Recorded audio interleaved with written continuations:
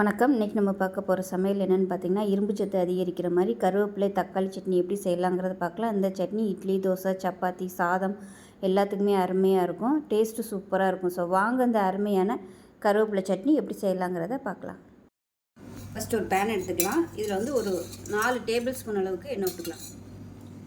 கருவேப்பிலை வறுக்கணும், அதுக்கப்புறம் வெங்காயம் தக்காளிலாம் வதக்கணும். அதனால் கொஞ்சம் எண்ணெய் விட்டுக்கலாம்.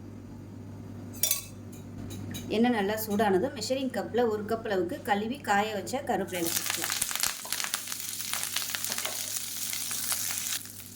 கருவேப்பிலை சட்னி செய்யும்போது ரொம்ப இலை வந்து காஞ்சிருக்கக்கூடாது. காஞ்சிருந்துச்சுன்னா டேஸ்ட் வந்து மாறுபடும். இப்போ இதில் 2 டேபிள் ஸ்பூன் அளவுக்கு உளுந்து சேர்த்துக்கலாம். இதையும் சேர்த்து நல்லா வதக்கிக்கலாம். இப்போ இதில் 15 சின்ன வெங்காயம் சேர்த்துக்கலாம். 4 பல் பூண்டு சேர்த்துக்கலாம். அது கூடவே மீடியம் சைஸாக ஒரு பெரிய வெங்காயம் சேர்த்துக்கலாம். ஃபுல் அண்ட் ஃபுல் சின்ன வெங்காயம் சேர்க்குறனாலும் சேர்த்துக்கலாம், இல்லைன்னா நீங்கள் பெரிய வெங்காயம் சேர்க்குறனாலும் சேர்த்துக்கலாம். உங்களோட விருப்பம் தான். நான் வந்து 2 கலந்து சேர்த்துருக்கேன். இப்போ இதில் ஒரு 7 பச்சை மிளகாய் சேர்த்துக்கலாம்.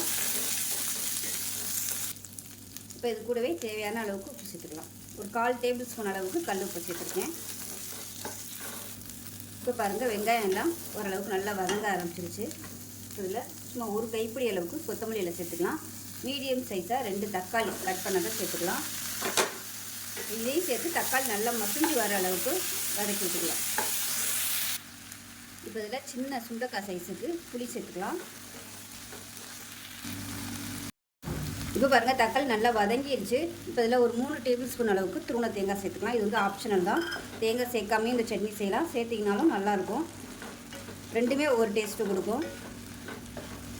இப்போ சூட்லேயே நல்லா பரட்டி விட்டுட்டு கேஸ் அமர்த்திடலாம்.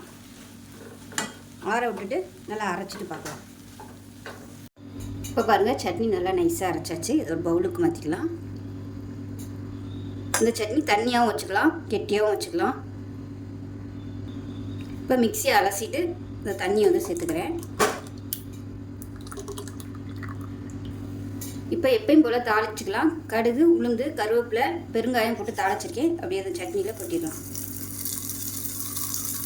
அருமையான இரும்பு சத்து நிறைந்த கருவேப்பிலை சட்னி ரெடி ஆயிடுச்சு. வாரத்தில் ஒரு 2 இல்லை ஒரு 3 நாள் இந்த சட்னி ரெகுலராக எடுத்துகிட்டு வந்தீங்கன்னா முடி கொட்டுற பிரச்சனை இருக்காது. ப்ரெஷர் குறையும், சுகர் லெவல் நல்லா கண்ட்ரோல் பண்ணும், இரும்பு சத்தும் நல்லா அதிகமாகும், ஹெச்பி லெவலும் நல்லா அதிகமாகும். செஞ்சு பாருங்கள். செஞ்சு பார்த்துட்டு எப்படி வந்துச்சுங்கிறத சொல்லுங்கள். வீடியோ பிடிச்சினா லைக் பண்ணுங்கள், கமெண்ட் பண்ணுங்கள், சேனலை சப்ஸ்கிரைப் பண்ணுங்கள், பக்கத்தில் உள்ள பெல் பட்டனையும் ப்ரெஸ் பண்ணுங்கள். நன்றி.